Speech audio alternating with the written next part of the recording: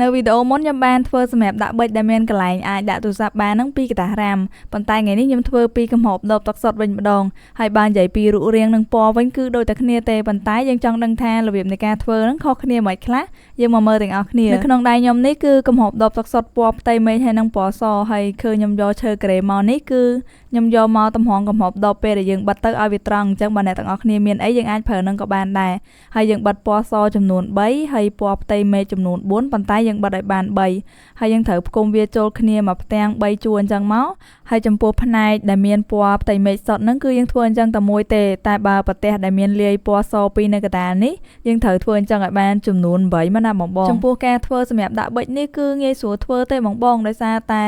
យើងត្រូវធ្វើវាផ្គុំមកផ្នែកហើយបានយើងតឡើងវាតាមក្រោយអញ្ចឹងណាអញ្ចឹងគឺអត់មានអីពិបាកក្នុងការធ្វើទេហើយបើឲ្យខ្ញុំរៀបរាប់ទៅតាមសាច់វីដេអូទាំងអស់ហ្នឹងវាលែងល្អមើលហើយ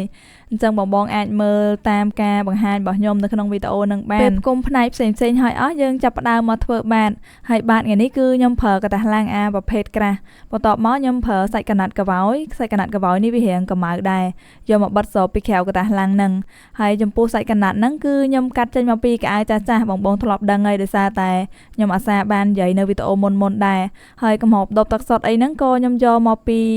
ដបចាស់ដែលខ្ញុំបានឈប់ប្រើហើយយើងទុកដូរអេតចាយអញ្ចឹងណាតែគ្រាន់តែថាយើងរើសយកមកប្រើអញ្ចឹងក៏យើងត្រូវលាងសម្អាតវាឲ្យស្អាតដែរបាតនេះពេលដែលបិទសាច់កណាត់កវ៉ោជុំវិញនឹងហើយអស់ខាងនេះក៏ខ្ញុំត្រូវរកអីមកបិទដែរហើយខ្ញុំរកបានខ្សែនេះក៏កាត់ចេញមកពីកៅអៅជាមួយគ្នានឹងដែរហើយចែកដន់ដោយសារតែវាមានពណ៌ខៀវលាយសវាត្រូវនឹងរបស់យើងថ្ងៃហ្នឹងពណ៌ស្តៀងគ្នាអញ្ចឹងណាអញ្ចឹងខ្ញុំក៏យកខ្សែហ្នឹងហ្មងទៅសម្លេងខ្ញុំថ្ងៃនេះបងស្ដាប់ដឹងថាខ្សែអត់ដោយសារតែស្អកកអញ្ចឹងអធិស្ឋានបន្តិចណាបងហើយយើងចូលមកដល់ការតឡើងចំពោះផ្នែកដែលមានពណ៌ផ្ទៃមេឃសុទ្ធនៅកណ្ដាលនេះអាហ្នឹងគឺផ្នែកខាងក្រោយហើយបងលាបកៅទៀនឲ្យគ្រប់កំហបដបនៅផ្នែកខាងក្រោមហ្នឹងយកមកបិទភ្ជាប់ជាមួយនឹងបាតវាមកហើយផ្នែកខាងនេះគឺយើងយកមកផ្ទាំងដែលមានលាយពណ៌សពីនៅកណ្ដាលហ្នឹងយកមកបិទវា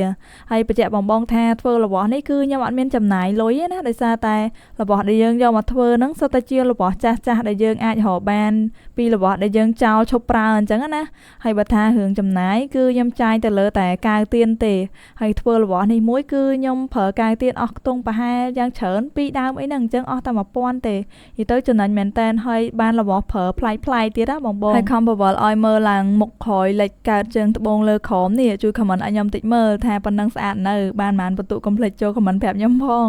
ហើយដែលសំខាន់នឹងរបស់គេធ្វើឲ្យមានតាំងកន្លែងដាក់សម្ភារៈប៊ិចបន្ទាត់ខ្មៅដៃអីនេះនិយាយទៅដាក់សម្ភារៈបានមិនចេះតិចហើយអាកាន់តែពិសេសទៀតនឹងមានតាំងកន្លែងដាក់ទូរស័ព្ទឲ្យទៀតនិយាយទៅអែមហ្មងហើយបើថាប៉ុណ្ណឹងហើយមិនធ្វើមួយទៅបងអើយមិនអស់អីណាហើយបើថារឿងកៅទៀនណាបាច់ភ័យទេខ្ញុំមានលក់តែកំងពីខ្ញុំបានចុះបើយើងខំរនឹកធ្វើរបស់ចេញមកឡើងមានប្រយោជន៍ហើយដល់ពេលអ្នកមើលហើយអត់ធ្វើតាមអញ្ចឹងមួម៉ៅតាខ្ញុំនិយាយលេងណាបងអញ្ចឹងសម្រាប់វីដេអូនេះខ្ញុំមានតែប៉ុណ្្នឹងទេបាយ